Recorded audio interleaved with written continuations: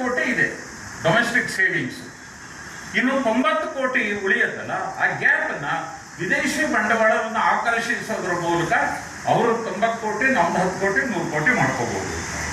ಅಂದರೆ domestic savings ಮತ್ತೆ investment requirement ಇರೋ ಗ್ಯಾಪನ್ನ ಫಿಲ್ಅಪ್ ಮಾಡೋದಕ್ಕೆ ನಮಗೆ ವಿದೇಶಿ ಬಂಡವಾಳ ಬೇಕು ಅಂತ. ಹಾಗಾದ್ರೆ ಭಾರತದಲ್ಲಿ ನಾವು ಎಷ್ಟು ಉಳಿತಾಯ ಮಾಡ್ತಾ ಇದ್ದೀವಿ? ನಮ್ಮ ಭಾರತೀಯರ ಉಳಿತಾಯ ಅಷ್ಟು ಕಡಿಮೆಯ ಅಂತ ಮೊದಲನೇ ಪ್ರಶ್ನೆ ಕೇಳ್ಕೊಂಡು, ಇದು ಭಾರತಕ್ಕೆ ಎಷ್ಟು ವಿದೇಶಿ ಬಂಡವಾಳ ಬೇಕು ಅಂತ ಅನ್ನೋ ಪ್ರಶ್ನೆಗೆ ಉತ್ತರವನ್ನು ಕೊಡೋದು. ನೋಡಿ, 2007ನೇ ಇಸ್ವಿನಲ್ಲಿ, ಬಹಳ 500 ವರ್ಷದ ಹಿಂದೆ ಅಲ್ಲ, ಒಂದು 15-16 ವರ್ಷ ಆಗಿದೆ ಅಷ್ಟೇ. 2017ರಲ್ಲಿ ಅವತ್ತಿನ ಭಾರತದ ಕೇಂದ್ರ ಸರ್ಕಾರ ಒಂದು ಎಕ್ಸ್ಪರ್ಟ್ ಕಮಿಟಿಯನ್ನು ಅಪಾಯಿಂಟ್ ಮಾಡಿತು. ಆ ಕಮಿಟಿಯ ಹೆಸರು high level committee on estimation of savings and investment. ಭಾರತದಲ್ಲಿ ಉಳಿತಾಯ ಮತ್ತು ಹೂಡಿಕೆಯ ಗತಿ ಸ್ಥಿತಿ ಹೇಗಿದೆ ಅನ್ನೋದನ್ನ ಎಸ್ಟಿಮೇಟ್ ಮಾಡೋದಕ್ಕೆ ಒಂದು ತಜ್ಞರ ಸಮಿತಿಯನ್ನು 2007ರಲ್ಲಿ ಅಪಾಯಿಂಟ್ ಮಾಡಿದ್ರು. ಅದರ ಚೇರ್ಮನ್ ಆಗಿದ್ದವರು ಯಾರು ಗೊತ್ತಾ? Doctor C Rangarajan. ನಿಮಗೆ ರಿಸರ್ವ್ ಬ್ಯಾಂಕಿನ ಗವರ್ನರ್ ಆಗಿದ್ರು, ಬಹಳ ಒಳ್ಳೆಯ ಕೆಲಸವನ್ನು ಮಾಡಿದರು. ಅನಂತರ ಅವರು ಡಾಕ್ಟರ್ ಮನಮೋಹನ್ ಸಿಂಗ್ ಅವರಿಗೆ ಚೀಫ್ ಎಕನಾಮಿಕ್ ಅಡ್ವೈಸರ್ ಆಗಿದ್ದರು. ಹೀಗೆ ದೇಶದ ಅತ್ಯಂತ ಗೌರವಾನ್ವಿತವಾದಂಥ ಅರ್ಥಶಾಸ್ತ್ರಜ್ಞರ ನೇತೃತ್ವದಲ್ಲಿ, ಡಾಕ್ಟರ್ ಸಿ ರಂಗರಾಜನ್ ನೇತೃತ್ವದಲ್ಲಿ ಇನ್ನೂ ಹಲವಾರು ಜಾನೆಮಾನೆ ಅರ್ಥಶಾಸ್ತ್ರಜ್ಞರನ್ನು ಸೇರಿಸಿ ಒಂದು ಎಕ್ಸ್ಪರ್ಟ್ ಕಮಿಟಿಯನ್ನು ಅಪಾಯಿಂಟ್ ಮಾಡಿದರು. ಅವರು 2009 ಇಸ್ವಿನಲ್ಲಿ ರಿಪೋರ್ಟನ್ನು ಕೊಟ್ಟರು. ಭಾರತದಲ್ಲಿ ಎಷ್ಟು ಸೇವಿಂಗ್ಸ್ ಇದೆ, ಎಷ್ಟು ಇನ್ವೆಸ್ಟ್ಮೆಂಟ್ ಇದೆ, ಗ್ಯಾಪ್ ಎಷ್ಟಿದೆ ಅಂತ. ಅದರ ಒಂದು ಅವರ ಕನ್ಕ್ಲೂಷನನ್ನು ನಾನು ಈ ಪುಸ್ತಕದಲ್ಲಿ ಕೋಟ್ ಮಾಡಿದ್ದೀನಿ, ರಿಪೋರ್ಟ್ನಿಂದ. ಆ ಕೋಟ್ ಮಾಡಿದ್ದನ್ನು ನಾನು ಇಂಗ್ಲೀಷಲ್ಲಿದೆ, ಅದನ್ನು ಓದ್ತೀನಿ. More than 98% of investment is funded by domestic savings. As a result, the savings investment gap has remained relatively in a narrow range, reflective of modest reliance on foreign savings. ಅಂದರೆ ನಮ್ಮ ದೇಶದಲ್ಲಿ ಒಂದು ವರ್ಷಕ್ಕೆ ಎಷ್ಟು ಹೂಡಿಕೆ ಮಾಡ್ತೀವಿ, ಅದರಲ್ಲಿ 98% ದೇಶದವರ ಹೂಡಿಕೆಯಿಂದಲೇ ಬರ್ತಾ ಇದೆ. ಭಾರತೀಯರ ಅವರ ಉಳಿತಾಯದಿಂದಲೇ ನಮಗೆ ಬರ್ತಾ ಇದೆ. ಆದ್ದರಿಂದ ನಮ್ಮ ಹೂಡಿಕೆಗೂ ನಮ್ಮ ಉಳಿತಾಯಕ್ಕೂ ಇರ್ತಕ್ಕಂಥ ಅಂತರ ಏನಿದೆ, ಗ್ಯಾಪು ಬಹಳ ನ್ಯಾರೋ ಇದೆ. ಎಷ್ಟದು ಅಂದರೆ 2%. ಆದರೆ ಇವರು ವಿದೇಶಿ ಬಂಡವಾಳಕ್ಕೆ ಹಾಹಾಕಾರ ಕೊಡೋದು ನೋಡಿದರೆ, ಅವರಿಗೆ ನಡೆನುಡಿ ಹಸಟ್ ನೋಡಿದರೆ, ಭಾರತದಲ್ಲಿ ಯಾರು ಉಳಿತಾಯನ ಮಾಡೋದಿಲ್ಲ. ನಮ್ಮಲ್ಲಿ 100 ಕೋಟಿ ಬೇಕಾದ್ರೆ ಬರೀ ಒಂದು 10 ಕೋಟಿ ಮಾತ್ರ ಇದೆ. 90 ಕೋಟಿಗೆ ನಾವು ವಿದೇಶಿ ಬಂಡವಾಳವೇ ಬೇಕು ಅನ್ನೋ ರೀತಿಯಲ್ಲಿ ಸರ್ಕಾರದವರು ಅವರು ಹಾಹಾಕಾರ ಮಾಡ್ತಾರೆ. ಆದರೆ ಡಾಕ್ಟರ್ ರಂಗರಾಜನ್ ಕಮಿಟಿ 2009ರಲ್ಲಿ ರಿಪೋರ್ಟಲ್ಲಿ ಬಹಳ ಸ್ಪಷ್ಟವಾಗಿ ಹೇಳಿದೆ, ನಮ್ಮ ದೇಶದಲ್ಲಿ ನಾವು ಮಾಡತಕ್ಕಂಥ ಹೂಡಿಕೆಯ 98% ಭಾರತೀಯರ ಉಳಿತಾಯದಿಂದಲೇ ಬರ್ತಾ ಇದೆ. ನಮಗೆ ಬೇಕಾಗಿರ್ತಕ್ಕಂಥ ವಿದೇಶಿ ಬಂಡವಾಳ ಜಸ್ಟ್ ಫಾರ್ 2%. ಆದರೆ ಆ 2%ಗೆ ನಾವು ವಿದೇಶಿ ಬಂಡವಾಳಗಾರರಿಗೆ ಇಷ್ಟೆಲ್ಲ ಸೌಕರ್ಯ ನಮ್ಮ ದೇಶೀಯ ಉತ್ಪಾದಕರಿಗೆ ಕೊಡದೇ ಇರುವಷ್ಟು ಸೌಕರ್ಯಗಳನ್ನು ಅವರಿಗೆ ಕೊಡೋ ಅಗತ್ಯವಿದೆಯಾ ಅನ್ನೋ ಪ್ರಶ್ನೆಯನ್ನು ನಾವೀಗ ಕೇಳ್ಕೋಬೇಕು. ಇನ್ನೊಂದು ಮುಖ್ಯವಾದಂಥದ್ದು, ಭಾರತದಲ್ಲಿ ನಮ್ಮದು ಭಾರತೀಯರು ಏನಿದ್ದೀವಿ, ಈ ಉಳಿತಾಯ ಅಂತಕ್ಕಂಥದ್ದು ನಮ್ಮ DNA ಹೊಂದ್ಬಿಟ್ಟಿದೆ. ನಾವು ತಿಂದು ಹಾಕ್ತಕ್ಕಂಥ ದೇಶವಲ್ಲ, ಉಳಿತಾಯ ಮಾಡತಕ್ಕಂಥ ಸಂಸ್ಕೃತಿ. ಯಾಕೆ ಉಳಿತಾಯ ಮಾಡುವ ಸಂಸ್ಕೃತಿ ಅಂದರೆ, ಭಾರತದ ಈ 120, 130, 140 ಕೋಟಿ ಜನಗಳಲ್ಲಿ ಪೆನ್ಷನ್ ತಗೊಳ್ಳೋರು ಎಷ್ಟು ಮಹಾ ಜನ ಇವರು.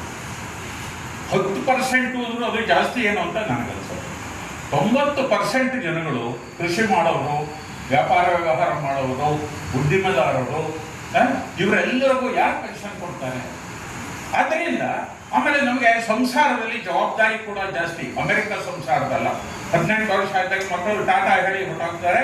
ಆ ಮುದಿ ವಯಸ್ಸಿನ ಅಪ್ಪ ಅಮ್ಮನ್ನ ನೋಡ್ಕೊಳ್ಳೋದಕ್ಕೆ ಸರ್ಕಾರ ಅಲ್ಲಿ ಒಂಥರ ಈ ಮಕ್ಕಳಿಗೆ ಶಿಶು ವಿಹಾರ, ಮುದುಕರಿಗೆ ಮುದಿ ವಿಹಾರ. ಅಮೆರಿಕ ಸರ್ಕಾರ ಆ ವಯಸ್ಸಾದಂಥ ತಂದೆ ತಾಯಿಗಳನ್ನು ಸರ್ಕಾರ ನೋಡ್ಕೊಳ್ಳುತ್ತೆ. ವರ್ಷಕ್ಕೆ ಒಂದು ದಿವಸ ಹ್ಯಾಪಿ ಬರ್ತ್ಡೇ ಟು ಯು ಅಂತ ಅವನು ಮಗ ಬಂದು ಅವನ ಕೈಗೆ ಒಂದು ಗುಲಾಬಿ ಹೂ ಕೊಟ್ಬಿಟ್ರೆ ಅವನಿಗೂ ಅಪ್ಪನಿಗೂ ಸಮಾಧಾನ ಮುಗಿದೇ ಹೋಯ್ತು. ಅದರಲ್ಲಿ ಭಾರತ ಕುಟುಂಬದ ವ್ಯವಸ್ಥೆ ಹಾಗಲ್ಲ. ನಮ್ಮ ತಂದೆ ತಾಯಿಗಳನ್ನ ನಾವು ನೋಡ್ಕೋತೀವಿ, ನಮ್ಮ ಮಕ್ಕಳನ್ನ ನಾವು ನೋಡ್ಕೋತೀವಿ, ಅವರ ಸಂಸಾರದಲ್ಲಿ ಒಂದು ನೆಲೆಗೊಳ್ಳು ತನಕ ನಾವು ಅವರ ಇಟ್ಕೊತೀವಿ. ನಮ್ಮ ದೇವಸ್ಥಾನಗಳು ಕೊಟ್ಟೋದಕ್ಕೂ ನಾವೇ ಚಂದ ಕೊಡ್ತೀವಿ. ತಿರುಪತಿ ತಿಮ್ಮಪ್ಪನ ಹುಂಡಿಗೂ ನಾವೇ ದುಡ್ಡು ಹಾಕ್ತೀವಿ. ಉಡುಪಿ ಕೃಷ್ಣನಿಗೆ ನಮ್ಮ ಪಂಚೆ ಹರಿದೋಗಿದ್ರು ಪರವಾಗಿಲ್ಲ, ಉಡುಪಿ ಕೃಷ್ಣನಿಗೆ ಚಿನ್ನದ ಪಂಚೆಯನ್ನು ನಾವು ಹೊಲಿಸ್ಕೊಡ್ತೀವಿ. ಈ ಎಲ್ಲ ಜವಾಬ್ದಾರಿಗಳನ್ನು ಮಾಡೋದು ಯಾರು? ಭಾರತೀಯ ಕುಟುಂಬಗಳು. ಕುಟುಂಬ ವ್ಯವಸ್ಥೆ ಗಟ್ಟಿಯಾಗಿರೋದ್ರಿಂದ ಪೆನ್ಷನ್ ಭಾಳ 90% ಜನಗಳಿಗೆ ಬರೋದರಿಂದ ನಾವು ಉಳಿತಾಯ ಮಾಡಲೇಬೇಕು. ಯಾವಾಗಲಾದ್ರು ಅಕಸ್ಮಾತ್ 1,000 ರೂಪಾಯಿ ಜಾಸ್ತಿ ಖರ್ಚು ಮಾಡಿಬಿಟ್ರೆ ರಾತ್ರಿ ನಿದ್ದೆ ಬರೋದು ನಮ್ಗೆ. ಅಯ್ಯೋ ಹೀಗೆ ಮಾಡ್ಬೇಕು, ಇಂಥ ಕೆಲಸ ನಾವು ಮಾಡ್ಬೋದಾ, ಮಕ್ಕಳ ಗತಿ ಏನು, ಮರಿಗಳ ಗತಿ ಏನು ತಲೆಯಲ್ಲೋ ಬೈಯಕ್ಕೆ ಶುರುವಾಗ್ತದೆ. ಅದರಿಂದ ಉಳಿತಾಯ ಮಾಡ್ತಕ್ಕಂಥದ್ದು ನಮ್ಮ ರಕ್ತಗತವಾಗಿ ಬಂದಿರತಕ್ಕಂಥ ಸಂಸ್ಕಾರ. ಎಷ್ಟು ಅಂತ ಹೇಳ್ತೀನಿ ನೋಡಿ. 2003-4ರಿಂದ 2006-7ರವರೆಗೆ ಈ ಅವಧಿಯಲ್ಲಿ ಭಾರತದ ಉಳಿತಾಯ ಪ್ರಮಾಣ GDPಯ 32.7% ಅಂತ ರಂಗರಾಜನ್ ವರದಿ ತಿಳಿಸುತ್ತೆ. ಅಂದರೆ ಆವಾಗಲೇ ನಾವು we are saying 32.7% of our GDP ಅಂತ ನಾವು ಉಳಿತಾಯ ಮಾಡ್ತಿದ್ವಿ. ಮತ್ತು ನಾವು ಉಳಿತಾಯ ಮಾಡೋದಲ್ಲಿ ನಾವು ಉಳಿತಾಯ ಮಾಡೋದು ಲಾಭ ಬರಲಿ ಅಂತಲ್ಲ, ನಾವು ಉಳಿತಾಯ ಮಾಡೋದು ಉಸಿರುಗಟ್ಟಿಯಾಗಿರಲಿ ಅಂತ. ಆದ್ದರಿಂದ ಶೇರ್ ಪೇಟೆಗೆ ನಾವು ಹಾಕೋರಿಲ್ಲ. ಇಡೀ ನಮ್ಮ ದೇಶದ 140 ಕೋಟಿನಲ್ಲಿ ಶೇರ್ ಮಾರ್ಕೆಟಲ್ಲಿ ಆಟ ಆಡೋರು 2%ಗಿಂತ ಜಾಸ್ತಿ ಇಲ್ಲ. ಯಾಕೆಂದರೆ ನಮಗೆ ಹಾಕಿ ದುಡ್ಡು ಕಳ್ಕೊಳ್ಳೋಕೆ ನಾವು ತಯಾರಾಗಿಲ್ಲ. ನಾಳೆ ಮಕ್ಕಳು ಮರಿ ಸಾಕೋದು ಹೇಗೆ, ಅಪ್ಪ ಅಮ್ಮನ ಆರೋಗ್ಯ ಕಾಪಾಡೋದು ಹೇಗೆ, ನಾವು ಸಂಸಾರ ಮಾಡೋದು ಹೇಗೆ. ಆದ್ದರಿಂದ ನಾವೇನು ಮಾಡ್ತೀವಿ ಅಂದರೆ FD ಸೇವಿಂಗ್ಸ್ ಬ್ಯಾಂಕು, FD, ಅದರಲ್ಲೂ ಕೂಡ ಪಬ್ಲಿಕ್ ಸೆಕ್ಟರ್ ಬ್ಯಾಂಕುಗಳು, ಪ್ರೈವೇಟಲ್ಲೂ ನಮಗೆ ನಂಬಿಕೆ ಇಲ್ಲ. ಇದು ಭಾರತದ ಉಳಿತಾಯ. ಎಷ್ಟು ಉಳಿತಾಯ ಮಾಡ್ತೀವಿ? 32.7% of our GDP is saved by India. 2003-4ರಿಂದ 2006-7 ಅಂದರೆ India is a high saving country. ಎರಡನೇ, national institute of public finance and policy ಅಂತ NIPFP ಅಂತ ಒಂದು ಕೇಂದ್ರ ಸರ್ಕಾರದ ಒಂದು ಸಂಸ್ಥೆ ಇದೆ. ಡಾಕ್ಟರ್ ಚೆಲ್ಲಯ್ಯ ಅಂತ ಅವ್ರ ಹೆಸರು ಕೇಳಿರ್ಬೋದು. ಅವರು ಬಹಳ ವರ್ಷ ಅದರ ಚೇರ್ಮನ್ ಆಗಿದ್ದರು. ಈ NIPFP 2019ರ ಸ್ಟಡಿ ಮಾಡಿ ಒಂದು ರಿಪೋರ್ಟನ್ನು ಕೊಟ್ಟಿದ್ದಾರೆ. ಆ ರಿಪೋರ್ಟ್ನಲ್ಲಿ ಅವ್ರೇನು ಹೇಳ್ತಾರೆ ಅಂದರೆ 2008ರಲ್ಲಿ ನಮ್ಮ ಉಳಿತಾಯ GDPಯ 36.82% ಇತ್ತು. India is one of the highest savings country in the world. ಇಲ್ಲಿ ನೋಡಿ ಅವ್ರು ಹೇಳ್ತಾರೆ ವಾರ್ಷಿಕ ಉಳಿತಾಯದ ಪ್ರಮಾಣ GDPಯ ಪರ್ಸೆಂಟ್ ಎಷ್ಟು ಅಂತ. 2010ರಲ್ಲಿ ಭಾರತ 33.7%, ಇಂಗ್ಲೆಂಡ್ 12.4%, ಅಮೆರಿಕ 15.4%, ದಕ್ಷಿಣ ಆಫ್ರಿಕಾ 18%. ಈ ಎಲ್ಲ ದೇಶಗಳಿಗಿಂತ ಅತಿ ಹೆಚ್ಚು ಉಳಿತಾಯ ತೋರ್ತಾ ಇದ್ದಿದ್ದು ಭಾರತ. 2016ರಲ್ಲಿ ಭಾರತ 29.7% ನಮ್ಮ ಸೇವಿಂಗ್ಸ್ ರೇಟ್ ಇದ್ದಿದ್ದು. ಇಂಗ್ಲೆಂಡ್ 12%, ಅಮೆರಿಕ 18%, ದಕ್ಷಿಣ ಆಫ್ರಿಕಾ 16%. ಅಂದರೆ ಈ ಎಲ್ಲ ದೇಶಗಳಿಗೆ ಹೋಲಿಸಿದರೆ, ಶ್ರೀಮಂತ ದೇಶಗಳಿಗೂ ಹೋಲಿಸಿದರೆ ಅತಿ ಹೆಚ್ಚು ಉಳಿತಾಯ ಮಾಡತಕ್ಕಂಥ ದೇಶ ಅಂತಂದರೆ ಅದು ಭಾರತ. ಹಾಗಾಗಿ ಅವರು ಹೇಳಿದರು, ರಂಗರಾಜನ್ ಕಮಿಟಿಯವರು 98% of our investment is financed by our own savings. ಹಾಗಾಗಿ ನಮಗೆ ಸೇವಿಂಗ್ ಇನ್ವೆಸ್ಟ್ಮೆಂಟ್ ಗ್ಯಾಪ್ ಎಷ್ಟಪ್ಪ ಅಂದರೆ ಜಸ್ಟ್ 2%. ಈ 2%ಗೆ ನೀವು ವಿದೇಶಿ ಬಂಡವಾಳಗಾರ ಕಾಲ್ಮಾರಿ ಬಿದ್ದು ಹೊರಳಾಡುವ ಅಗತ್ಯ, ಮಾನ ಮರ್ಯಾದೆ ಎಲ್ಲ ಬಿಟ್ಟು ಅವ್ರಿಗೆ ಇಷ್ಟೆಲ್ಲ ನಡೆಮೊಡೆ ಹಾಸ್ತಕ್ಕಂಥ ಅಗತ್ಯ ಇಲ್ಲ ಅಂತ ಅನ್ನೋದನ್ನು ಅವರು ಬಹಳ ಸ್ಪಷ್ಟವಾಗಿ ಹೇಳಿದ್ದಾರೆ. ಆಮೇಲೆ ಇನ್ನೊಂದು ಅಂಶವನ್ನು ನಾವು ಗಮನಿಸಬೇಕು. ಭಾರತಕ್ಕೆ ಆದಾಯ ತಂದುಕೊಡ್ತಕ್ಕಂಥ ಇನ್ನೊಂದು ಮೂಲ ಇದೆ. ಇದು ಬಹಳ ಜನಗಳಿಗೆ ಗೊತ್ತಿರೋದಿಲ್ಲ. ಯಾಕೆಂದರೆ ನಾವು ಮಾಧ್ಯಮದ ವೃದ್ಧಿಗೆ ಯಾವ ಇಂಪಾರ್ಟೆನ್ಸ್ ಕೊಡೋದಿಲ್ಲ, ಸರ್ಕಾರದವರು ಇಂಪಾರ್ಟೆನ್ಸ್ ಕೊಡೋದು. ಯಾವುದಲ್ಲ ಅಂತಂದರೆ ವರ್ಕರ್ ರೆಮಿಟೆನ್ಸಸ್. ವರ್ಕರ್ ರೆಮಿಟೆನ್ಸಸ್ ಅಂದ್ರೇನು? ಈಗ ಭಾರತದಲ್ಲಿ 1-1.5 ಕೋಟಿ ಜನಗಳು ಒಳ್ಳೆ ಉದ್ಯೋಗ, ಒಳ್ಳೆ ಸಂಬಳ ಸಿಗತ್ತೆ ಬೇರೆ ದೇಶಗಳಲ್ಲಿ ಉದ್ಯೋಗ ಮಾಡ್ತಾರೆ. ಈಗ ಗಲ್ಫ್ ಕಂಟ್ರೀಸ್ಗೆ ಎಲ್ಲರೂ ಹೋಗ್ತಾರೆ, ನಿಮ್ಮೆಲ್ಲರಿಗೂ ಕೂಡ ಗೊತ್ತು. ಹಾಗೆ ಸೌತ್ ಅಮೆರಿಕಾದ ದೇಶಗಳಿಗೆ ಹೋಗ್ತಾರೆ. ಹೀಗೆ ಅನೇಕ ದೇಶಗಳಲ್ಲಿ ಉದ್ಯೋಗವನ್ನು ಹುಡ್ಕೊಂಡು ಹೋಗ್ತಾರೆ. ಇವರು NRIಗಳಲ್ಲ. NRI ಅಂದರೆ ಸಂಸಾರ ಸಮೇತ ಟೆಂಟ್ ಕಿತ್ಕೊಂಡು ಅಮೆರಿಕಕ್ಕೆ ಹೋಗೋರು. ಇವರು ಸಂಸಾರ ಇಲ್ಲೇ ಇರುತ್ತೆ, ಊರಲ್ಲೇ ಇರುತ್ತೆ. ಗಂಡಸರು ಒಬ್ಬರೇ ಅಲ್ಲಿ ದುಡಿಮೆಗೆ ಹೋಗ್ತಾರೆ. ಅಲ್ಲಿ ಮಾಡಿದ ದುಡಿಮೆಯಲ್ಲಿ ಅತ್ಯಂತ ಕಡಿಮೆ ಪಾಲನ್ನು ತಾವು ಇಟ್ಟುಕೊಂಡು ಅತಿ ಹೆಚ್ಚಿನ ಪಾಲನ್ನು ಮನೆಯಲ್ಲಿ ಅವರ ಕುಟುಂಬಕ್ಕೆ ಹಣವನ್ನು ಕಳಿಸ್ಕೊಡ್ತಾರೆ. ಡಾಲರ್ ರೂಪದಲ್ಲಿ ಅವರು ಕಳಿಸ್ಕೊಡ್ತಾರೆ. ನಮ್ಮಲ್ಲಿ ಫಾರಿನ್ ಎಕ್ಸ್ಚೇಂಜ್ ಕಂಟ್ರೋಲ್ ಇರೋದ್ರಿಂದ ಆ ಡಾಲರನ್ನು ರಿಸರ್ವ್ ಬ್ಯಾಂಕ್ ಇಟ್ಕೊಳ್ಳುತ್ತೆ. ಅದಕ್ಕೆ ಸಮನಾದಂಥ ರೂಪಾಯಿಗಳನ್ನು ಅವ್ರ ಮನೆಗೆ ತಲುಪಿಸುತ್ತೆ. ಎಷ್ಟು ಈ ವರ್ಕರ್ ರೆಮಿಟೆನ್ಸಸ್ ನಮಗೆ ವರ್ಷಕ್ಕೆ ಎಷ್ಟು ಬರ್ತಾ ಇದೆ ನೋಡಿ.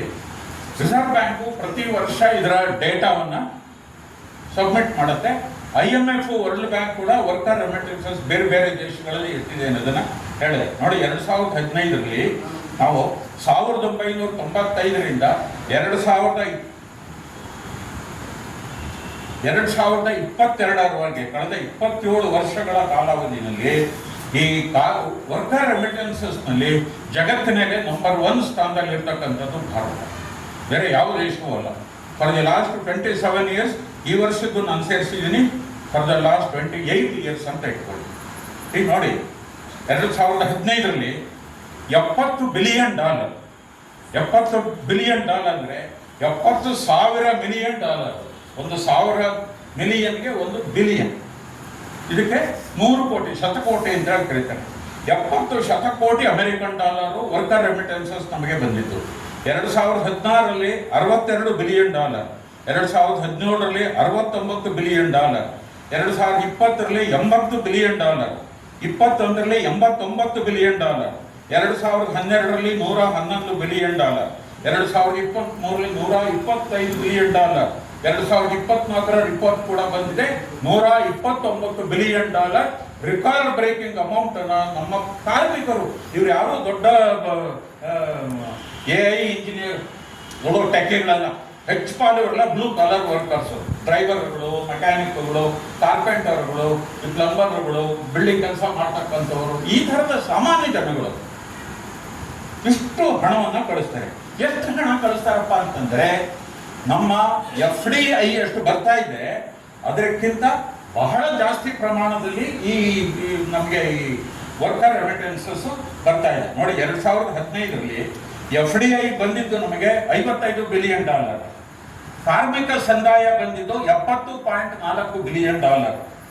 2017ರಲ್ಲಿ $60 ಬಿಲಿಯನ್ FDI, ಕಾರ್ಮಿಕರು ಕಳಿಸಿದ್ದು $69 ಬಿಲಿಯನ್.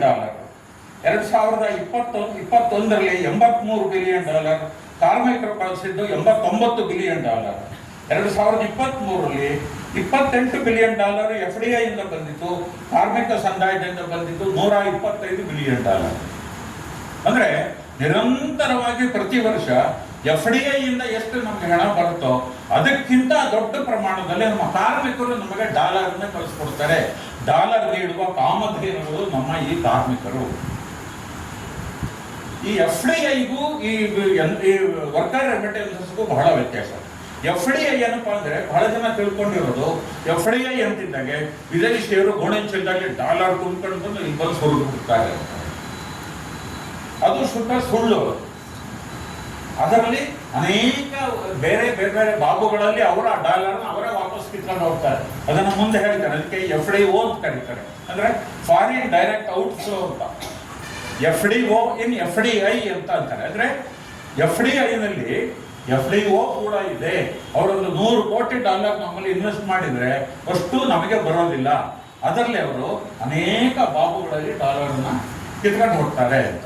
ಆದರೆ ವರ್ಕರ್ ರೆಮಿಟೆನ್ಸಸ್ ಆಗಲ್ಲ. ಇದು ಸಾಲವಲ್ಲ, ಇದು ಇನ್ವೆಸ್ಟ್ಮೆಂಟ್ ಅಲ್ಲ. ನಮ್ಮದೇ ಜನಗಳು ವಿದೇಶಗಳಿಗೆ ಹೋಗಿ ಬೆವರು ಸುರಿಸಿ ದುಡಿದು ಅವರ ಸಂಸಾರ ಚೆನ್ನಾಗಿರ್ಬೇಕು. ಯಾಕಂದ್ರೆ ನಮ್ಮಲ್ಲೊಂದು ಗಟ್ಟಿಯಾದಂತಹ ಫ್ಯಾಮಿಲಿ ಸಿಸ್ಟಮ್ ಇರೋದರಿಂದ ಅವನ ಆದೇಶಕ್ಕೆ ಹೋಗ್ತಿದ್ದ ಕೂಡಲೇ ಈ ಫ್ಯಾಮಿಲಿ ಹೋದ್ರೋಯ್ತು, ಅವ್ನು ಬೇರೆ ಫ್ಯಾಮಿಲಿ ಮಾಡ್ಕೊತೀನಿ ಅಂತ ಬೇರೆ ದೇಶದವ್ರ ಥರ ಮಾಡಿದ್ದಾರೆ. ಅವನಿಗೆ ನಾನು ದೇಶ ಬಿಟ್ಟು ಬಂದಾಗ, ಭಾರತ ಬಿಟ್ಟು ಬಂದಾಗ ನಮ್ಮ ಅಪ್ಪ ಅಮ್ಮ ಎಲ್ಲ ಗುಡಿಸಲಲ್ಲಿದ್ದರು, ಅವ್ರಿಗೆ ಮನೆ ಪಕ್ಷ ಹಂಚಿನ ಮನೆ ಮಾಡ್ಕೊಡ್ಬೇಕು, ಮಕ್ಕಳಿಗೆ ಒಳ್ಳೆ ವಿದ್ಯಾಭ್ಯಾಸ ಕೊಡಬೇಕು, ಅಪ್ಪ ಅಮ್ಮಂಗೆ ಒಳ್ಳೆ ಆರೋಗ್ಯ ವ್ಯವಸ್ಥೆಯನ್ನು ಮಾಡಿಕೊಡ್ಬೇಕು, ನಾನು ಕಷ್ಟಪಟ್ಟು ಪರವಾಗಿಲ್ಲ ಅವ್ರು ಚೆನ್ನಾಗಿರ್ಬೇಕು ಅನ್ನುವ ಆ ಕುಟುಂಬದ ಬಾಂಧವ್ಯದಿಂದ ಇಷ್ಟು ಹಣವನ್ನು ಅವರು ನಮಗೆ ಕಳಿಸ್ಕೊಡ್ತಾರೆ. ಇದನ್ನು ನಾವು ವಾಪಸ್ ಕೊಡಬೇಕಾಗಿಲ್ಲ, ಯಾಕಂದ್ರೆ ಇದೇನು ಸಾಲ ಅಲ್ಲ, ಇದೇನು ಇನ್ವೆಸ್ಟ್ಮೆಂಟ್ ಅಲ್ಲ. ಅದರಿಂದ ಇದ್ರ ಮೇಲೆ ನಾವು ಅವ್ರಿಗೆ ಡಿವಿಡೆಂಡ್ ಏನು ನಾವು ಕೊಡಬೇಕಾಗಿಲ್ಲ, ನಾವು ಏನೂ ಕೊಡಬೇಕಾಗಿಲ್ಲ, ಅಷ್ಟು ಹಣ ಭಾರತಕ್ಕೆ. ಅದನ್ನ ರಿಸರ್ವ್ ಬ್ಯಾಂಕ್ ಡಾಲರ್ ಇಟ್ಕೊಂಡು ಫಾರಿನ್ ಎಕ್ಸ್ಚೇಂಜ್ ರಿಸರ್ವ್ ನ ಬಿಲ್ಡಪ್ ಮಾಡ್ಕೊಡುತ್ತೆ. ಇಕ್ವಾಲೆಂಟ್ ಅಮೌಂಟ್ ಆಫ್ ರುಪೀಸ್ ನ ಅವರ ಮನೆಗೆ ಕೊಡುತ್ತೆ. ಇದು ಎಂಟೈರ್ಲಿ ನಮ್ಮದೇ ಹಣ. ಇದು ಸ್ವದೇಶಿ. FDI ಅಂತಕ್ಕಂಥದ್ದು ವಿದೇಶಿ. ಆದರೆ ಇಷ್ಟು ಹಣ FDIಗಿಂತ ದೊಡ್ಡ ಪ್ರಮಾಣದಲ್ಲಿ ಇವರಿಗೆ ಸರ್ಕಾರದವ್ರಿಗೆ ನಮ್ಮ ಕಾರ್ಮಿಕರು ಕಳಿಸ್ಕೊಟ್ರು ಕೂಡ ಯಾವುದೇ ಪತ್ರಿಕೆಯಲ್ಲಿ ಇದು ಎಲ್ಲೂ ಕೂಡ ದೊಡ್ಡ ಪ್ರಮಾಣದಲ್ಲಿ ಬರೋದಿಲ್ಲ. FDI ಭಾರತಕ್ಕೆ ಬರ್ತಾ ಇದೆ ಅಂತ ಹೇಳಿ ನಾವು ಕಾಲರ್ ಬಾರಿಸುವಷ್ಟು ನಮ್ಮ ಕಾರ್ಮಿಕರು ನಮಗೆ ಅದಕ್ಕಿಂತ 1.5 ಪಟ್ಟು ಹಣವನ್ನು ನಮಗೆ ಪುಕ್ಸಟ ನಮಗೆ ಕಳಿಸ್ಕೊಡ್ತಾ ಇದ್ದಾರೆ ಅದನ್ನು ನಾವು ಸಂಭ್ರಮಿಸೋದೇ ಇಲ್ಲ. ನಮ್ಮ ಸಂಭ್ರಮ ಏನಿದ್ರು ವಿದೇಶಿಯರು ಇಲ್ಲಿ ಬಂದರು ದುಡ್ಡು ಕೊಟ್ಟರು ಅನ್ನೋದ್ರ ಬಗ್ಗೆ ಸಂಭ್ರಮವೇ ಹೊತ್ತು ನಮ್ಮದೇ ಕಾರ್ಮಿಕರು ದುಡಿದು ಅದಕ್ಕಿಂತ ಜಾಸ್ತಿ ಹಣವನ್ನು ನಮಗೆ ಕೊಡ್ತಾ ಇದ್ದಾರೆ ಅನ್ನೋದ್ರ ಬಗ್ಗೆ ಯಾವ ಪ್ರಚಾರವೂ ಇರೋದಿಲ್ಲ, ಯಾವ ಸಂಭ್ರಮವೂ ಇರೋದಿಲ್ಲ. ಎಷ್ಟು ಜನಕ್ಕೆ ಗೊತ್ತಿತ್ತು ಈ FDI ವರ್ಕರ್ ರೆಮಿಟೆನ್ಸಸ್ ಹಣ ಬರ್ತಾ ಇದೆ ಅಂತ ಅನ್ನೋದು? FDIಗಿಂತ ಜಾಸ್ತಿ ಬರ್ತಾ ಇದೆ ಅನ್ನೋದು ಯಾಕೆ ಗೊತ್ತಿತ್ತು? ಅಂದ್ರೆ ನಮಗೆ ವಿದೇಶಿಯರು ಅವರು ನಮಗೆ ಟೋಪಿ ಹಾಕಿದ್ರು ಬರ್ತಾರೆ, ಎಂಥ ಒಳ್ಳೆ ಟೋಪಿ ಹಾಕಿದ್ರೆ ಎಷ್ಟು ನೈಸು ಮಕ್ಮಲ್ಲಾಗಿ ಟೋಪಿ ಇದ್ದಾಗಿದೆ ಅಂತ. ನಮಗೆ ಗಾಂಧಿ ಟೋಪಿ ಮೇಲೆ ನಮಗೇನು ಅಭಿಮಾನ, ಯಾಕೆಂದ್ರೆ ನಮ್ದೇ ತಾನೆ. ವಿದೇಶದಿಂದ ಬಂದಿದ್ದೆಲ್ಲ ಶ್ರೇಷ್ಠ ಅಂತಕ್ಕಂಥ ಒಂದು ಗುಲಾಮಿ ಮನೋಭಾವ ನಾವು ಇವತ್ತಿಗೂ ಕೂಡ ನಾವಿನ್ನು ಬಿಟ್ಟಿಲ್ಲ. ಈಗ FDIನಿಂದ ಆಗ್ತಕ್ಕಂಥ ಈಗ FDI ಎಷ್ಟು ಬೇಕು ಅಂತ ನಮ್ಮ ಪ್ರಶ್ನೆಗೆ ಉತ್ತರ ಆಯಿತು. ನಮ್ಮ ಹತ್ರ ಇಷ್ಟು ಸಂಪನ್ಮೂಲಗಳಿದೆ, 98% ಜನಗಳೇ ಉಳಿತಾಯ ಮಾಡಿ ಕೊಡ್ತಾ ಇದ್ದಾರೆ. ಅದಲ್ಲದೆ ಕಾರ್ಮಿಕರು ಕೂಡ ವರ್ಕರ್ ರೆಮಿಟೆನ್ಸಸ್ ಮೂಲಕ ಪ್ರತಿ ವರ್ಷ FDIಗಿಂತ ಜಾಸ್ತಿ ಹಣ ಕಳಿಸ್ಕೊಡ್ತಾ ಇದ್ದಾರೆ.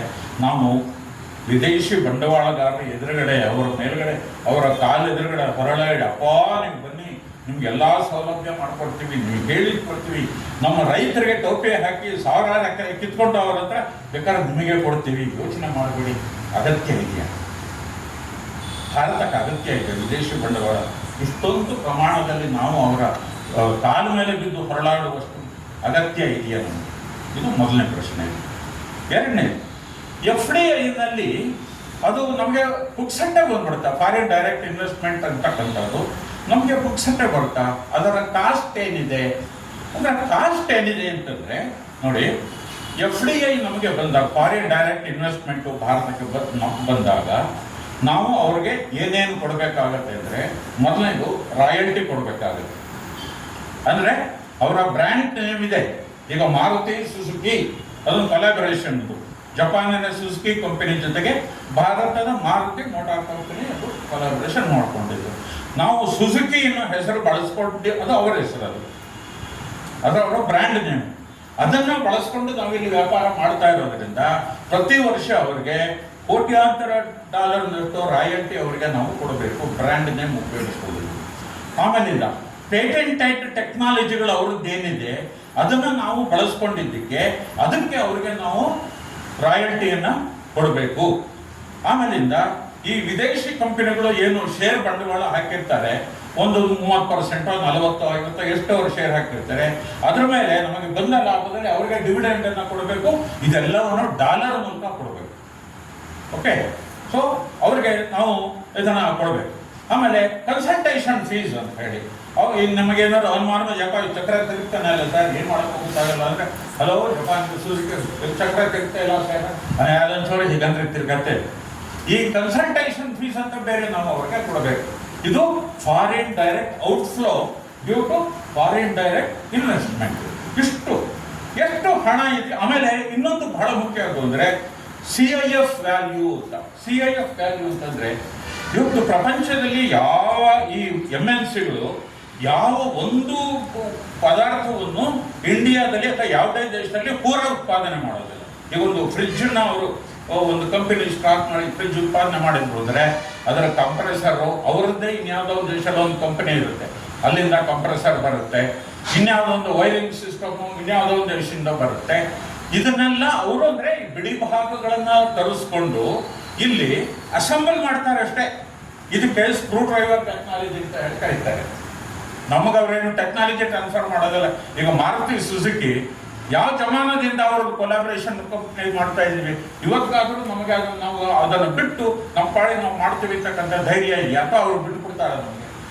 ಕೋಕಾ ಕೋಲಾ ಕಂಪನಿ ಎಷ್ಟು ವರ್ಷದಿಂದ ಇದೆ, ನಮ್ಮದೇ ನೀರು.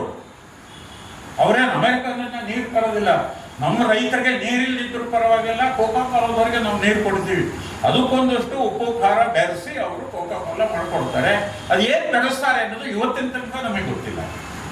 ಇನ್ನೊಂದು 1000 ವರ್ಷ ಆದರೂ ಕೂಡ ನಾವು ಅವ್ರಿಗೆ ರಾಯಲ್ಟಿ ಕೊಡ್ತಾ ಇರಬೇಕು.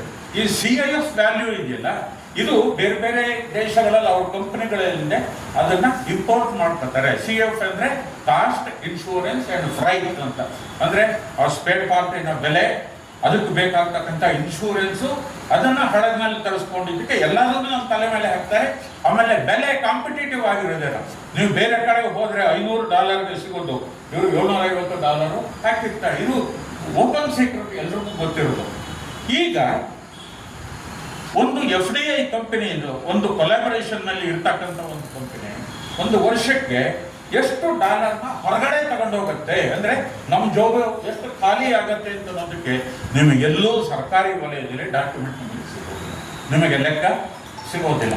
ಒಂದೇ ಒಂದು ನಮಗೆ ಲೆಕ್ಕ ಸಿಗೋದು ಒಂದು ನನ್ನ ಪುಸ್ತಕದಲ್ಲಿ ಕೊಟ್ಟಿದ್ದೀನಿ. ಹಂಸ ಅಂತಕ್ಕಂಥ ಒಂದು ಕಂಪನಿ ಚೆನ್ನೈನಲ್ಲಿ ಅದು ಇದೆ. ಅದರ CEO ಆಮೇಲೆ ಅಮೆರಿಕದ ನಾರ್ತ್ ವೆಸ್ಟರ್ನ್ ಯೂನಿವರ್ಸಿಟಿನಲ್ಲಿ ಅವರು ವಿಸಿಟಿಂಗ್ ಪ್ರೊಫೆಸರ್.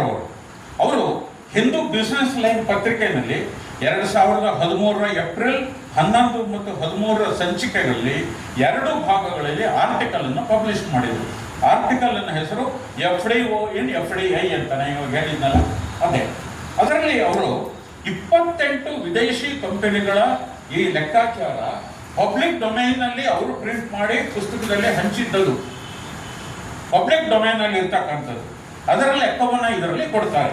ಏನು ಲೆಕ್ಕ ಕೊಡ್ತಾರೆ ಅಂದರೆ, ಖರ್ಚುಗಳು ರಾಯಲ್ಟಿ ಕೊಟ್ಟಿದ್ದು 1359 ಕೋಟಿ, IT ಶುಲ್ಕ 149 ಕೋಟಿ, ಡಿವಿಡೆಂಡ್ ಕೊಟ್ಟಿದ್ದು ಆ ಕಂಪನಿಗಳಿಗೆ 2706 ಕೋಟಿ, CIF ಆಮದು ಮೌಲ್ಯ ಬಿಡಿಭಾಗಗಳನ್ನು ತರಿಸ್ಕೊಂಡಿದ್ದು 18,984 ಕೋಟಿ, ಪ್ರೊಫೆಷನಲ್ ಹಾಗೂ ಕನ್ಸಲ್ಟೇಷನ್ ಫೀಸ್ ಸಮಾಲೋಚನಾ ಶುಲ್ಕ ಕೊಟ್ಟಿದ್ದು 379 ಕೋಟಿ ರೂಪಾಯಿ, ಇತರೆ ಚಿಲ್ಲರೆ ಪಲ್ಲರೆ ಸಂದಾಯಗಳು 2,356 ಕೋಟಿ.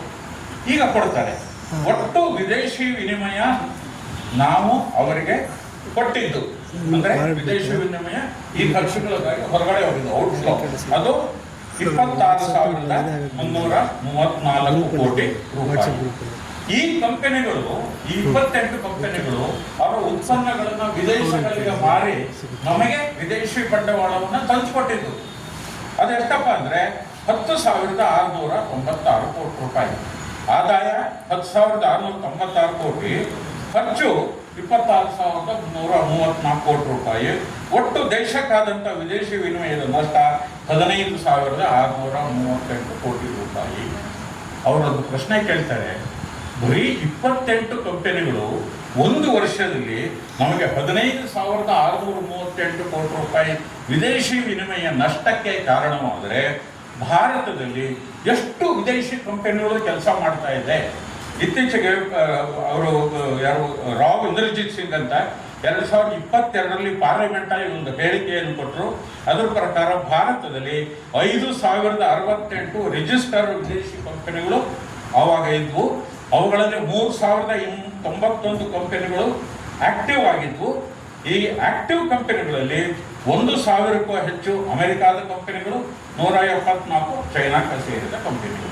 ಅಂದರೆ 28 ಕಂಪನಿಗಳಿಂದ ನಮಗೆ ಸುಮಾರು 15,000 ಕೋಟಿ ಒಂದು ವರ್ಷಕ್ಕೆ ಫಾರಿನ್ ಎಕ್ಸ್ಚೇಂಜ್ ನಷ್ಟ ಆಗೋದಾದರೆ, ಈ 3,000 ಚಿಲ್ಲರೆ ಕಂಪನಿಗಳ ಲೆಕ್ಕ ಎಲ್ಲ ತಿಳಿದ್ರೆ ಭಾರತಕ್ಕೆ ಎಷ್ಟು ನಷ್ಟ ಆಗ್ಬೋದು ವಿದೇಶಿ ಬಂಡವಾಳ.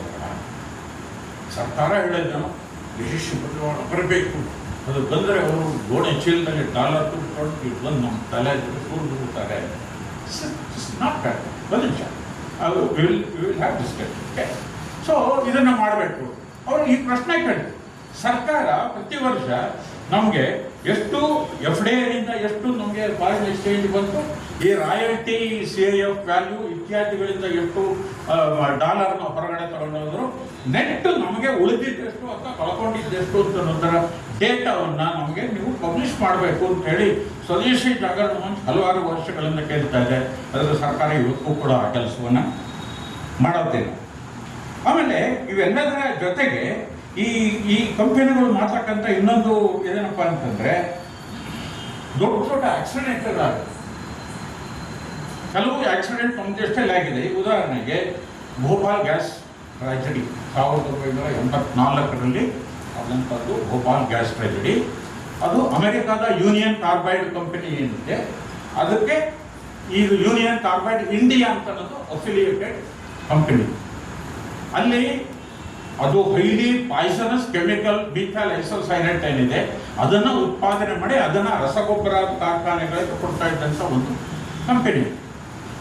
ಅಲ್ಲಿ ಆ ಮಿಥೈಲ್ ಐಸೋಸೈನೇಟ್ ಟ್ಯಾಂಕ್ಗಳನ್ನು ಸರಿಯಾಗಿ ಮ್ಯಾನೇಜ್ ಮಾಡದೇ ಇರೋದ್ರಿಂದ 84ನೇ ಇಸ್ವಿ ಡಿಸೆಂಬರ್ ತಿಂಗಳಿನಲ್ಲಿ ಆ ಟ್ಯಾಂಕು ಡಮಾರ್ ಅಂತೇಳಿ MIC ಗ್ಯಾಸ್ ಏನಿದೆ ಅದು ಕಾರ್ಖಾನೆ ಸುತ್ತಮುತ್ತ ಗಾಳಿನಲ್ಲಿ ಹರಡ್ಕೊಂಡ್ಬಿಟ್ಟು ಲೇಬರ್ ಕಾಲೋನಿಯಲ್ಲಿ ಡಿಸೆಂಬರ್ ಆದ್ದರಿಂದ ಇಬ್ಬನಿ ತುಂಬ ಇದೆ, ಅದು ನಾರ್ತ್ ಇಂಡಿಯಾದಲ್ಲಿ. ಹಾಗಾಗಿ ಅದು ತುಂಬ ಮೇಲಕ್ಕೆ ಹೋಗೋದಿಲ್ಲ. ಸುತ್ತ ಇದ್ದಂಥದ್ದೇ ಕಾರ್ಮಿಕರು, ಪಾಪ ಬಡ ಕಾರ್ಮಿಕರು, ಅಲ್ಲೆಲ್ಲ ಅವ್ರ ಮೇಲೆ ಹರಡ್ಕೊಂಡು ರಾತ್ರಿ ಬೇರೆ ಎಷ್ಟೋ ಜನಕ್ಕೆ ನಾವು ಸಾಯ್ತಾ ಇದೀವಿ ಅನ್ನೋದು ಗೊತ್ತಾಗಕ್ಕೆ ಸತ್ತೋಗ್ಬೋದು. ಎಷ್ಟು ಜನ ಸತ್ರು ನಿಖರವಾದ ಲೆಕ್ಕ ಇವತ್ತಿನ ತನಕ ಗೊತ್ತಿಲ್ಲ. ಒಂದು ವಾರದ ಕಳೆದ ನಂತರ 8,000 ಜನ ಸತ್ರು ಅನ್ನೋದು ಲೆಕ್ಕ ಸಿಕ್ತು. ಇವತ್ತಿಗೂ ಕೂಡ ಅಲ್ಲಿ ಅಂಗವಿಕಲ ವೃದ್ಧಿವಿಕಲ ಮಕ್ಕಳು ಹುಟ್ಟುತ್ತವೆ. ಜಗತ್ತಿನ ಅತ್ಯಂತ ದೊಡ್ಡ ಕೆಮಿಕಲ್ ಟ್ರಾಜಿಡಿ ಅಂತ ಇವತ್ತು ಜಗತ್ತಿನ ಇತಿಹಾಸದಲ್ಲಿ ಅದನ್ನು ಘೋಷಿಸಿದ್ದಾರೆ. ಅವ್ನು ಬಂದ ಯಾವುದು ಯೂನಿಯನ್ ಕಾರ್ಬೈಡ್ ಕಂಪನಿ ಗಾರ್ಗನ್ ಆಂಡರ್ಸನ್ ಭಾರತಕ್ಕೆ ಬಂದ ನೋಡಕ್ಕೆ. ಇಷ್ಟು ನೋಡಿ, ಒಬ್ಬರನ್ನ ಕೊಂದರೆ ಕೊಲೆ, 1000 ಜನ ಕೊಂದರೆ ಆಕ್ಸಿಡೆಂಟ್. ಅವನು ಸರ್ಕಾರ ಏನು ಮಾಡಬೇಕಾಗಿತ್ತು? ಅವನ್ನ ಹಿಡಿದು ಒಳಗೆ ಹಾಕಿ ನಿಮ್ಮ ಕಂಪನಿಯನ್ನ ಸರಿಯಾಗಿ ನೋಡ್ಕೊಳ್ದೆ ಎಷ್ಟು ಜನ, 1000 ಜನ ಸತ್ತೋದವ್ರು ಪುಣ್ಯವಂತರು, ಎಷ್ಟೋ ಜನ ಸಾಯಲೂ ಇಲ್ಲ, ಬರೀ ಕಾಯಿಲೆ ಬದುಕೋಕ್ಕಾಗೋದಿಲ್ಲ, ಇಂಥ ಹಿಂಸೆಗೆ ಒಳಮಾಡಿದ್ಯಾ ಅಂತ ಹೇಳಿ ಅವನಿಗೆ ಪನಿಷ್ಮೆಂಟ್ ಕೊಟ್ಟಿದ್ದಿದ್ರೆ ಅವಾಗ ಜನಗಳಿಗೂ ಒಂದು ನ್ಯಾಯ ಸಿಗ್ತಾ ಇತ್ತು. ಆದರೆ ನಮ್ಮ MP ಸರ್ಕಾರ ಮಧ್ಯಪ್ರದೇಶದಲ್ಲಿರೋದು ಗೋಪಾಲ್, ಅರ್ಜುನ್ ಸಿಂಗ್ ಅದರ ಚೀಫ್ ಮಿನಿಸ್ಟರು, ಅವರು ಬಹಳ ಜೋಪಾನವಾಗಿ ಜನಗಳು ಯಾರು ಇವನು ತಟ್ಟೆಗೆ ಬರ್ತಾ ಇದ್ದಾಗೆ ಅವನ್ನ ಕಾರಲ್ಲಿ ಹತ್ತಿಸಿ ಸುರಕ್ಷಿತವಾಗಿ ಡೆಲ್ಲಿ ಕಳಿಸಿದ್ರು. ಆವಾಗ ರಾಜೀವ್ ಗಾಂಧಿ ಅವರು ಅಲ್ಲಿ ಪ್ರೈಮ್ ಮಿನಿಸ್ಟರ್ ಆಗಿದ್ದರು. ಅವರು ಅವ್ರನ್ನ ಸುರಕ್ಷಿತವಾಗಿ ವಿಮಾನ ಹತ್ತಿಸಿ ಅಮೆರಿಕ ಕಳಿಸಿದ್ರು. ಆಮೇಲೆ ಒಂದು $5 ಮಿಲಿಯನ್ $6 ಮಿಲಿಯನ್ ಕೊಟ್ಟು ಆಸ್ಪತ್ರೆ ಕಟ್ಟಿಸಿರ್ತಾರೆ. ಇವತ್ತಿಗೂ ಕೂಡ ಈವನ್ ಟು ದಿಸ್ ಡೇ ಆ ಜನಗಳಲ್ಲಿ ಹೋರಾಟ ಮಾಡ್ತಾನೆ ಇದ್ದಾರೆ. ಆದರೆ ಯಾರಿಗೂ ಕೂಡ ಅವರಿಗೆ ನ್ಯಾಯ ಸಿಗಲಿಲ್ಲ. ಯಾಕೆ ಭಾರತ ಸರ್ಕಾರ ಹೀಗೆ ಮಾಡಿದ್ರು? ಇಷ್ಟು ದೊಡ್ಡ ಅನಾಹುತ ಮಾಡಿದ್ರು ಕೂಡ ಯಾಕೆ ಜನಗಳಿಗೆ ನ್ಯಾಯ ಕೊಡಲಿಲ್ಲ ಅಂತಂದರೆ ಭಯ. ವಿದೇಶಿ ಬಂಡವಾಳಗಾರರು ಬಂಡವಾಳ ಕೊಟ್ಟಿದ್ದಾರೆ, ಅವ್ರಿಗೇನೋ ತಪ್ಪಾಗಿದೆ, ಈಗ ಅವ್ರನ್ನ ನಾವು ಪನಿಷ್ ಮಾಡಿಬಿಟ್ರೆ ನಾಳೆಲ್ಲ ಫಾರಿನ್ ಕ್ಯಾಪಿಟಲ್ಲೇ ಬರೆದವ್ರೆ ಏನು ಗತಿ ಭಾರತಕ್ಕೆ? ದಾಕ್ಷಿಣ್ಯ ಇದು. ಆದ್ದರಿಂದ ಅವ್ರ ಮೇಲೆ ಯಾವ ಆ್ಯಕ್ಷನ್ನು ತಗೊಳ್ಳಿಲ್ಲ, ಜನಗಳಿಗೆ ಯಾವ ನ್ಯಾಯವೂ ಕೂಡ ಸಿಗಲಿಲ್ಲ. ಎರಡನೇ, ಕೊಡೈಕೆನಾಲಲ್ಲಿ ಪಾದರಸದ ಥರ್ಮಾಮೀಟರ್ಗಳ ದುರಂತ. ಅದು ಕೂಡ ಈ ಭೋಪಾಲ್ ದುರಂತ ಥರನೇ ಹಿಂದೂಸ್ತಾನ್ ಯೂನಿಲಿವರ್ ಕಂಪನಿಯವರು ಅಲ್ಲಿ ಸುಮಾರು 2000 ಹೊತ್ತಿಗೆ ನಿಮಗೆ ಹಿಲ್ ಸ್ಟೇಷನ್ ಕೊಡೈಕೆನಾಲ್, ಅಲ್ಲಿ ಹಿಂದೆ ಎಲ್ಲ ಥರ್ಮಾಮೀಟರ್ಗೂ ಬರ್ತಾ ಇತ್ತು ಪಾದರಸದ ಥರ್ಮಾಮೀಟರ್ನ ಉತ್ಪಾದನೆ ಮಾಡ್ತಕ್ಕಂಥ ಹಿಂದೂಸ್ತಾನ್ ಯೂನಿಲಿವರ್ನ ಒಂದು ಕಂಪನಿ. ಒಂದು ಸ್ವಲ್ಪ ಕೆಲವು ವರ್ಷಗಳಾಗೋ ಹೊತ್ತಿಗೆ ಅಲ್ಲಿ ಕಾರ್ಮಿಕರಿಗೆಲ್ಲ ಕಿಡ್ನಿ ಪ್ರಾಬ್ಲಮ್ ಶುರುವಾಯಿತು. ಆಮೇಲೆ ಸಾರ್ವಜನಿಕರಿಗೂ ಕೂಡ ಪಾದರಸಕ್ಕೆ ಎಕ್ಸ್ಪೋಸ್ ಆದರೆ ಏನು ಸಮಸ್ಯೆ ಬರುತ್ತೆ ಆ ಸಮಸ್ಯೆಗಳು ಶುರುವಾಯಿತು. ಆಮೇಲೆ ಜನಗಳು ಅದನ್ನು ಇನ್ವೆಸ್ಟಿಗೇಟ್ ಮಾಡೋಕ್ಕೆ ಹೋದರೆ ಈ ಒಡೆದು ಹೋಗಿದ್ದು ಥರ್ಮಾಮೀಟರ್ಗಳು, ಹಾಳಾಗಿ ಹೋಗಿದ್ದು ಪಾದರಸ, ಇದೆಲ್ಲ ಒಂದು ಕೂಡ ಡೆಬ್ರಿ ಅಂತ ಏನು ಕರಿತೇವೆ ಅವರ ವೇಸ್ಟು, ಅದನ್ನೆಲ್ಲ ತಗೊಂಡೋಗಿ ಕೊಡೈಕೆನಾಲ್ನ ಅಲ್ಲೊಂದು ಇದಿದೆ, ದೊಡ್ಡ ಸರೋವರ ಇದೆ, ಅಲ್ಲೆಲ್ಲ ಬೋಟಿಂಗ್ ಗಿಟ್ಟಿಂಗ್ ಎಲ್ಲ ಮಾಡಿ ಅದರ ದಡದಲ್ಲಿ ತಂದು ಸುರಿದಿದ್ದಾರೆ. ಎಲ್ಲ ಕಾಡನ್ನ ತಗೊಂಡೋಗಿ ಸುರಿದ್ರು, ಸಾರ್ವಜನಿಕ ಜಾಗದಲ್ಲಿ ಸುರಿದ್ರು. ಇಷ್ಟು ಪಾಯ್ಸನಸ್ ಮೆಟೀರಿಯಲ್ನ ಮೋಸ್ಟ್ ಇರ್ರೆಸ್ಪಾನ್ಸಿಬಲ್ ಆಗಿ ನಮ್ಮ ಪರಿಸರ ಪೂರ ಹಾಳಾಗುವ ರೀತಿಯಲ್ಲಿ ಮೋಸ್ಟ್ ಇರ್ರೆಸ್ಪಾನ್ಸಿಬಲ್ ಆಗಿ ಇದು ಮಾಡಿದ್ರಿಂದ ಕೊಡೈಕೆನಾಲ್ ತಮಿಳುನಾಡಿನ ಜನಗಳು ಬಹಳ ದೊಡ್ಡ ಪ್ರಮಾಣದಲ್ಲಿ ಗಲಾಟೆಯನ್ನು ಶುರು ಮಾಡಿದರು. ಅಷ್ಟು ಗಲಾಟೆ ಮಾಡಿದರೂ ಕೂಡ ಹಿಂದೂಸ್ತಾನ್ ಲಿವರ್ ಕಂಪನಿಗೆ ಭಾರತ ಸರ್ಕಾರ ಯಾವ ಶಿಕ್ಷೆಯನ್ನು ಕೊಡಲಿಲ್ಲ. ಇವತ್ತಿಗೂ ಹಿಂದೂಸ್ತಾನ್ ಲಿವರ್ನವರು ಭರ್ಜರಿಯಾಗಿ ವ್ಯಾಪಾರ ಮಾಡ್ತಾ ಇದ್ದಾರೆ, ಭಾರತಕ್ಕೆ ಸಾವಿರಾರು ಕೋಟಿ ವ್ಯಾಪಾರ ಮಾಡ್ತಿದ್ದಾರೆ. ಯಾವ ಶಿಕ್ಷೆ ಯಾಕೆ ಶಿಕ್ಷೆ ಕೊಟ್ಟಿಲ್ಲ? ವಿದೇಶಿ ಬಂಡವಾಳ ಯಾರು ನಾವು ತಗೋತೀವಿ, ನಮ್ಗೆ ಬೇರೆ ಗತಿ ಇಲ್ಲ ಅನ್ನೋ ಭ್ರಮೆಯಲ್ಲಿ ನಮಗೆ ಸತ್ಯ ಹೇಳ್ತಕ್ಕಂಥ ಧೈರ್ಯ ಇರೋದಿಲ್ಲ. ನಮಗೆ ಅವರು ಎಂಥ ಅನಾಹುತ ಮಾಡಿದರೂ ಕೂಡ ಅವನ್ನ ಪ್ರಶ್ನೆ ಮಾಡ್ತಕ್ಕಂಥ ಧೈರ್ಯ ನಮಗೆ ಇರೋದಿಲ್ಲ. ಇದು ವಿದೇಶಿ ಬಂಡವಾಳದ ಒಂದು ಪ್ರಮುಖವಾದಂಥ ಅಪಾಯ. ಇನ್ನೂ ಒಂದು ಕೋಕಾ ಕೋಲಾ ದುರಂತ, ಇದು ಕೂಡ ತಮಗೆ ಗೊತ್ತಿರಬೇಕು. ಎಲ್ಲ ಸುಮಾರು 2000 ಇಸ್ವಿ ಸುಮಾರಿಗಾಗಿದ್ದು. ಕೋಕಾ ಕೋಲಾ ಕಂಪನಿಗೆ ಜಾರ್ಜ್ ಫರ್ನಾಂಡಿಸು ಈ ಕೋಕಾ ಕೋಲಾ ಇವನ್ನೆಲ್ಲ ಒದಗಿಸ್ಬಿಟ್ಟಿದ್ರು. ಆಮೇಲೆ NDA UPA ಸರ್ಕಾರ ಬಂದಾಗ ಅವ್ರನ್ನ ವಾಪಸ್ ಕರ್ಕೊಂಡು ಬಂದರು. ಕೇರಳದ ಪಾಲಕ್ಕಾಡು ಜಿಲ್ಲೆಯ ಹತ್ರ ಇರ್ತಕ್ಕಂಥ ಪ್ಲಾಚುಮಡ ಅಂತ ಒಂದು ಹಳ್ಳಿ. ಆ ಪ್ಲಾಚುಮಡ ಹಳ್ಳಿನಲ್ಲಿ ಒಂದು ದೊಡ್ಡ ಕೋಕೋ-ಕೋಲಾ ಫ್ಯಾಕ್ಟ್ರಿ ಕೇರಳದ ಕಮ್ಯುನಿಸ್ಟ್ ಸರ್ಕಾರ ಅಲ್ಲಿ ಪ್ರಾರಂಭ ಮಾಡಿತು. ಮಾಡಿದ ಕೆಲವೇ ವರ್ಷಗಳಲ್ಲಿ ಸುತ್ತಮುತ್ತ ಹಳ್ಳಿ ಪಡೆದ ಅದರ ದೊಡ್ಡ ಊರಲ್ಲ, ಸೊ ವಿಲೇಜ್, ಬರೀ ಟ್ರೈಬಲ್ಗಳು ಅಲ್ಲಿ ವಾಸ ಮಾಡ್ತಾರೆ. ಎಲ್ಲರೂ ಕೂಡ ಪಾಪ ಹೆಂಗಸರೆಲ್ಲ, ನಾನು ಅಲ್ಲಿ ಹೋಗಿದ್ದೆ, ನಾನು ಆ ಕೂಲಿಗೆ ಬೆಳಗಾಗಿದ್ದು ಬುತ್ತಿ ಕಟ್ಕೊಂಡು ಕೂಲಿಗೆ ಅನ್ನ ಮಾಡಿಕೊಂಡು ಅಲ್ಲಿ ಗದ್ದೆಗೆ ಕೂಲಿಗೆ ಹೋಗ್ತಾರೆ, ಮಧ್ಯಾಹ್ನ ಊಟ ಮಾಡಿಕೊಂಡು ಬರ್ತಾರೆ. ಈ ಥರ ಬದುಕ್ತಕ್ಕಂಥ ಜನರು. ಕಾರ್ಖಾನೆ ಪ್ರಾರಂಭವಾದಂಥ 2 ವರ್ಷದ ಒಳಗಡೆ ಸುತ್ತಮುತ್ತ ಎಲ್ಲ ಕೆರೆಗಳು ಬಾವಿಗಳು ಎಲ್ಲ ಬತ್ತೋಗೋಕ್ಕೆ ಶುರುವಾಯಿತು. ಅಲ್ಪ ಸ್ವಲ್ಪ ನೀರಿದ್ದಂಥ ಕೆರೆ ಬಾವಿಗಳಲ್ಲೂ ಕೂಡ ನೀರಿನ ಬಣ್ಣ ಬದಲಾವಣೆಯಾಗಿ ಆ ನೀರಿನಲ್ಲಿ ದುರ್ವಾಸನೆ ಬರೋದಕ್ಕೆ ಶುರುವಾಯಿತು. ಬೆಳಗ್ಗೆ ಆ ನೀರಿನಲ್ಲಿ ಅನ್ನ ಮಾಡ್ಕೊಂಡು ಹೋದ್ರೆ ವಿತಿನ್ ಇವ್ರ ಗದ್ದೆ ತಲುಪೋದ್ರೊಳಗೆಲ್ಲ ಹೊಲಸೋಗಿರ್ತಾ ಇತ್ತು, ಅವ್ರಿಗೆ ತಿನ್ನೋದಕ್ಕೆ ಸಾಧ್ಯವಾಗೋದಿಲ್ಲ.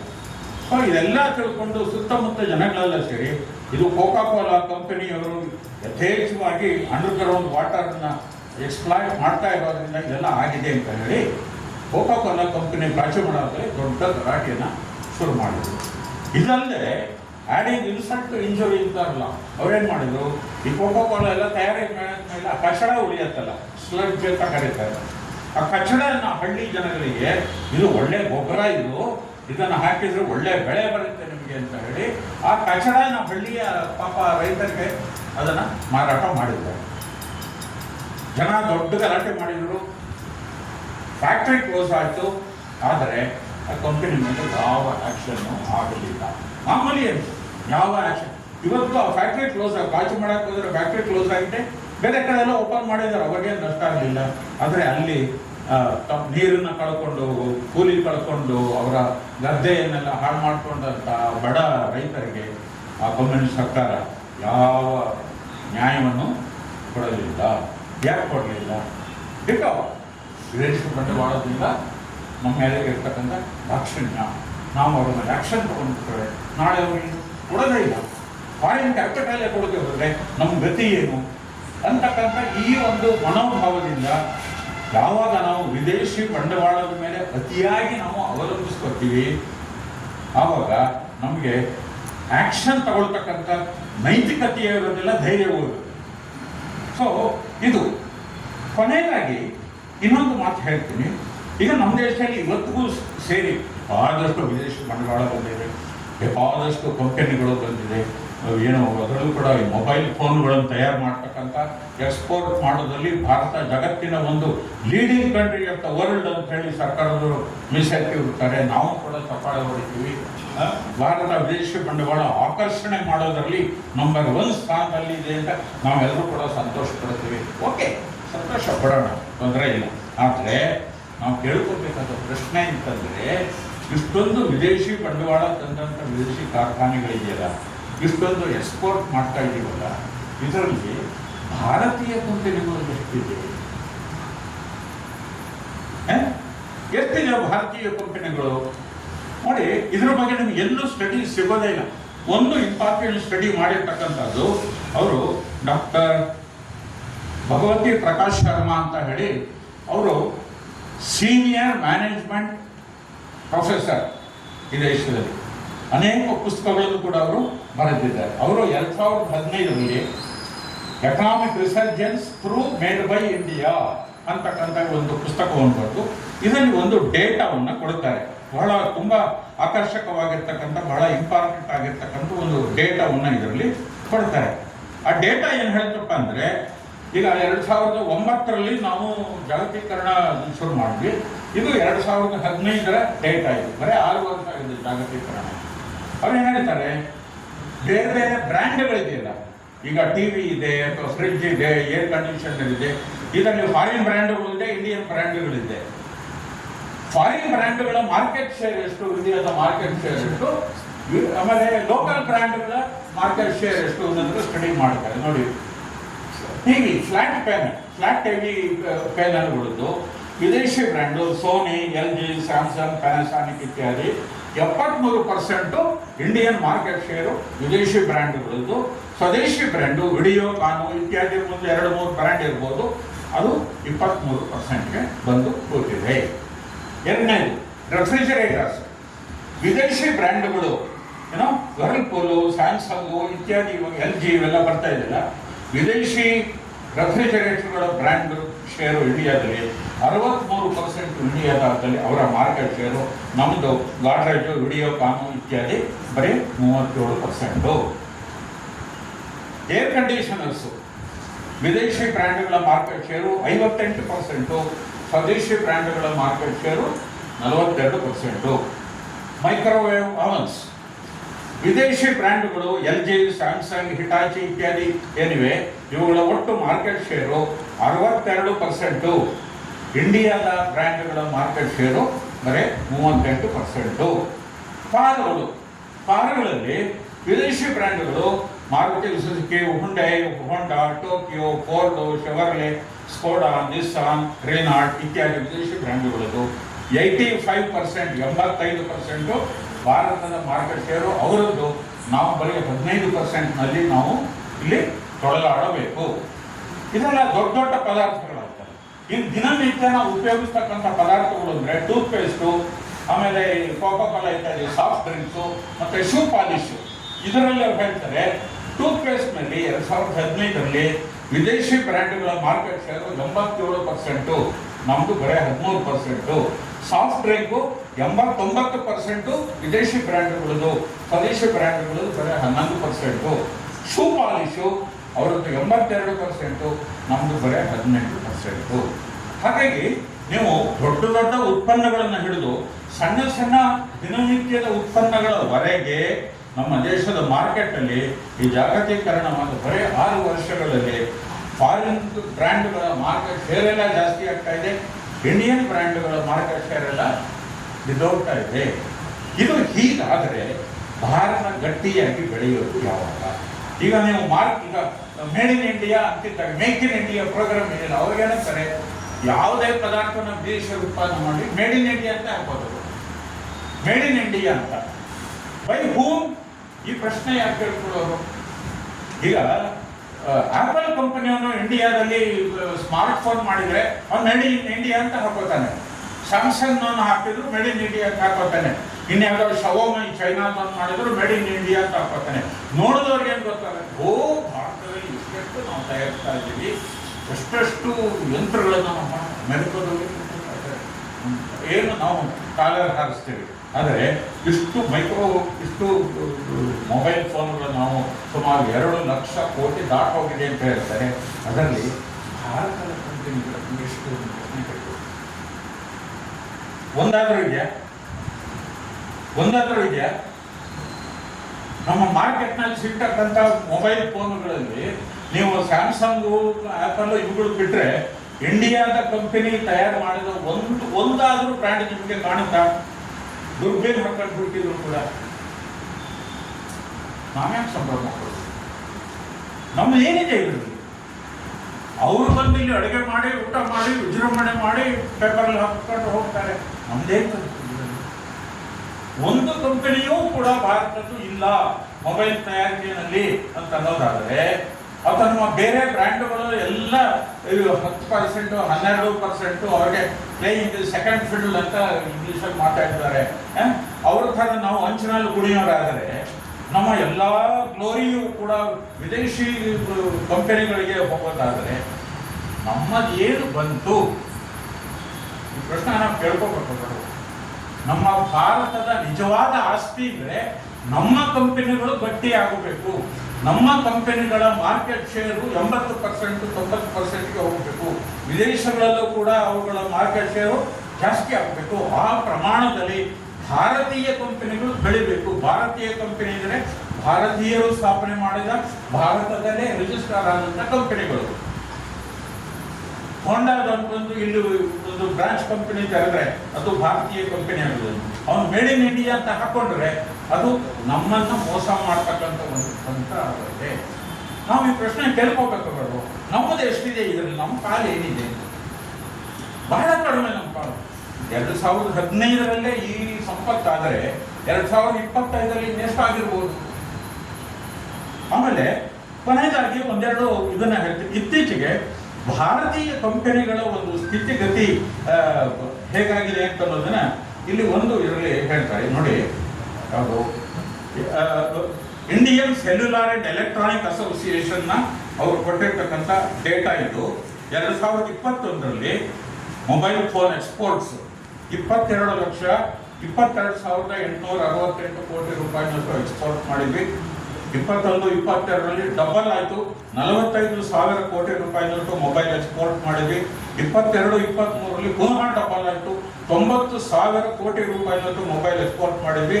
23-24ರಲ್ಲಿ 1,29,074 ಕೋಟಿ ರೂಪಾಯಿನಷ್ಟು ಎಕ್ಸ್ಪೋರ್ಟ್ ಮಾಡಿದ್ವಿ. 24-25ರಲ್ಲಿ 1,50,000 ಕೋಟಿ ರೂಪಾಯಿನಷ್ಟು ಮೊಬೈಲ್ ಫೋನ್ಗಳನ್ನ ಎಕ್ಸ್ಪೋರ್ಟ್ ಮಾಡಿದ್ವಿ. ಜನರೆಲ್ಲ ಸಂತೋಷ ಪಡ್ತಾರೆ, ಯಾಕಂದ್ರೆ ಅವರೇನು ತಿಳ್ಕೊತಾರೆ, ಎಲ್ಲವೂ ನಾವೇ ತಯಾರು ಮಾಡಿದ್ವಿ. ಹೌದಾ, ನಾವು ತಯಾರು ಮಾಡಿದ್ದೇವೆ. ಒಂದೇ ಒಂದು ಕಂಪನಿಯ ಹೆಸರಲ್ಲಿ ನೋಡೋಣ, ಏನು ಕಂಪನಿ ಇದರಲ್ಲಿ ಯಾವುದೂ ಇಲ್ಲ. ನಾವು ಹ್ಯಾಂಡ್ ಜಂಪ್ ಮಾಡ್ಕೋಬೋದು, ನಾವು ತಲೆ ತೆಗ್ಗಿಸ್ಬೇಕು ನ್ಯಾಯವಾಗಿ. ನಮ್ಮ ಒಂದೇ ಒಂದು ಕಂಪನಿಯು ಮೊಬೈಲ್ ತಯಾರು ಮಾಡ್ತಕ್ಕಂಥ ಒಳ್ಳೆ ಮೊಬೈಲ್ ತಯಾರು ಮಾಡ್ತಕ್ಕಂಥ ಕಂಪನಿಗೆ ಬರಲಿಲ್ಲ. ಆ ರೀತಿ ಸರ್ಕಾರ ಅವುಗಳಿಗೆ ನೆರವನ್ನು ಕೊಡಲಿಲ್ಲ. ಬರೀ ವಿದೇಶಿ ಕಂಪನಿಗಳನ್ನು ಕರ್ಕೊಂಡು ಅವ್ರನ್ನ ಸಾಕಿ ಸಾಕಿ ಸಾಕಿ ಅವ್ರಿಗೆ ಸಬ್ಸಿಡಿ ಎಲ್ಲ ಕೊಟ್ಟು ಅವರನ್ನ ಬೆಳೆಸ್ತಾ ಇದ್ದೀವಿ ಹೊರತು ನಮ್ಮ ಮನೆಯ ಮಕ್ಕಳನ್ನ ನಾವು ಬೆಳೆಸಲೇ ಇಲ್ಲ. ನಮ್ಮ ಡೊಮೆಸ್ಟಿಕ್ ಕಂಪನಿಗಳನ್ನ ನಾವು ಬೆಳೆಸಲೇ ಇಲ್ಲ. ಈ ಕಾರಣದಿಂದ ಈಚೆಗೆ ಏನಾಗಿದೆ ಅಂತಂದ್ರೆ, ನಮ್ಮ ಇಂಡಿಯನ್ ಕಂಪನಿಗಳ ಒಂದು ಆರ್ಥಿಕ ಪರಿಸ್ಥಿತಿ ಎಷ್ಟು ಬಂದಿದೆ ಅಂತಂದ್ರೆ ನೋಡಿ, ಇತ್ತೀಚೆಗೆ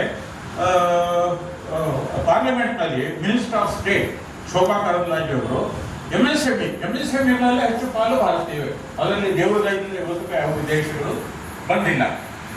ಅವ್ರು ಹೇಳ್ತಾರೆ, ಕಳೆದ 5 ವರ್ಷಗಳಲ್ಲಿ 2019ರಿಂದ ಪ್ರಾರಂಭ ಮಾಡಿ ಕಳೆದ 5 ವರ್ಷಗಳಲ್ಲಿ 75,000 ಸ್ಮಾಲ್ ಅಂಡ್ ಮೀಡಿಯಂ ಇಂಡಸ್ಟ್ರೀಸು ಬಾಗಿಲು ಹಾಕೊಂಡು ಹೋಗಿವೆ, ಉದ್ಧಾರ ಆಗಲಿಲ್ಲ. 75,000 medium and small scale industries. ಅವ್ರು ಹೇಳ್ತಾರೆ ಎಷ್ಟೆಷ್ಟು ಅಂತ ಅನ್ನೋದು, ಫಿಸ್ಕಲ್ ಇಯರ್ 2021ರಲ್ಲಿ 175 ಕಂಪನಿಗಳು ಬಾಗಿಲು ಹಾಕೊಂಡು, 21-22ರಲ್ಲಿ 6,222 ಕಂಪನಿಗಳು ಬಾಗಿಲು ಹಾಕೊಂಡು, 22-23ರಲ್ಲಿ 13,290 ಕಂಪನಿಗಳು ಬಾಗಿಲು ಹಾಕೊಂಡು, 23-24ರಲ್ಲಿ 19,828 ಕಂಪನಿಗಳು ಬಾಗಿಲು ಹಾಕೊಂಡು, 24-25ರಲ್ಲಿ 35,567 ಕಂಪನಿಗಳು ಬಾಗಿಲು ಹಾಕೊಂಡು, ಟೋಟಲಿ 5 ವರ್ಷದಲ್ಲಿ ಬಾಗಿಲು ಹಾಕೊಂಡ ಕಂಪನಿಗಳು 75,082 ಕಂಪನಿಗಳು. ಬರೇ ಕಳೆದ 5 ವರ್ಷಗಳಲ್ಲಿ. ಆ 5 ವರ್ಷಗಳಲ್ಲಿ ಈ ಕಂಪನಿಗಳೆಲ್ಲ ದೊಡ್ಡ ಪ್ರಮಾಣದಲ್ಲಿ ಬೆಳೆದು, ಭಾರತ ಅಂದರೆ ಏನು, ನಾವು ಏನೇನು ಎಕ್ಸ್ಪೋರ್ಟ್ ಮಾಡ್ತೇವೆ ಅಂತ ನಾವು ಸುಳ್ಳೆ ಕಾಲ ಹಾರಿಸ್ತಾ ಕೂತಿದ್ವಿ. ಆದರೆ ನಮ್ಮ ಮನೆ ಮಕ್ಕಳ ಗತಿ ಏನಾಗಿದೆ ಅಂದರೆ 75,000. ಇದರಲ್ಲಿ 24-25ರಲ್ಲಿ ಅವ್ರು ಹೇಳ್ತಾರೆ, ಮಹಾರಾಷ್ಟ್ರದಲ್ಲಿ 8,472 ಈ MSME ಕಂಪನಿಗಳು ಬಾಗಿಲು ಹಾಕೊಂಡು, ತಮಿಳುನಾಡಲ್ಲಿ 4,412 ಕಂಪನಿಗಳು, ಗುಜರಾತಲ್ಲಿ 3,148 ಕಂಪನಿಗಳು, ರಾಜಸ್ಥಾನದಲ್ಲಿ 2,980 ಕಂಪನಿಗಳು, ಕರ್ನಾಟಕದಲ್ಲಿ 2,010 ಕಂಪನಿಗಳು ಬರೀ 24-25ರಲ್ಲಿ ಬಾಗಿಲು ಹಾಕೊಂಡವು. ವಿದೇಶಿ ಮಕ್ಕಳು ಬೆಳೀತಾ ಇದ್ದಾರೆ, ನಮ್ಮ ಮಕ್ಕಳು ಹೊರಗೆ ಹೋಗ್ತಾ ಇದ್ದಾರೆ. ಆಮೇಲೆ ಈ AICPDF ಅಂತ ಸಂಸ್ಥೆ ಇದೆ. ಅಂದರೆ ಅದು ಆಲ್ ಇಂಡಿಯಾ ಕನ್ಸ್ಯೂಮರ್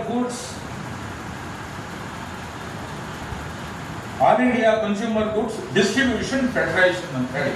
ಅಂದರೆ ಈ ಕಿರಾಣಿ ಅಂಗಡಿಗಳಲ್ಲಿ ಸೋಪು, ಸೀಪು, ಕನ್ನಡಿ ಅಂತಾರಲ್ಲ, ಈ ಕನ್ಸ್ಯೂಮರ್ ಗೂಡ್ಸ್ ಅನ್ನು ಮಾರಾಟ ಮಾಡ್ತಕ್ಕಂಥ ಅಂಗಡಿಗಳ ಒಂದು ರಾಷ್ಟ್ರೀಯ ಒಕ್ಕೂಟ ಇದು, all India federation.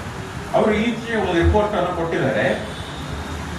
2 lakh kirana stores closed in 1 year on quick commerce effect. ಈಗ ಬೆಂಗಳೂರಿನಲ್ಲೆಲ್ಲ ಬಂದಿದೆ, ನಿಮಗೆ ಗೊತ್ತು. ಬರೀ ಕಾಮರ್ಸ್ ಎಲ್ಲ ಅವು.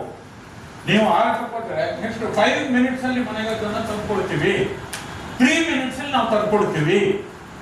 ಇದಕ್ಕೆಲ್ಲ ಕಾಮರ್ಸ್ ಕೊಡ್ತಾರೆ. ಕ್ವಿಕ್ ಕಾಮರ್ಸ್ ಕಂಪನಿಗಳು ಬೆಂಗಳೂರಿನಲ್ಲಿ ದೊಡ್ಡ ಪ್ರಮಾಣದಲ್ಲಿ ಬಂದಿದೆ, ಮೈಸೂರು ಬಂದಿದೆ ಅನ್ನೋದು ನನಗೆ ಗೊತ್ತಿಲ್ಲ.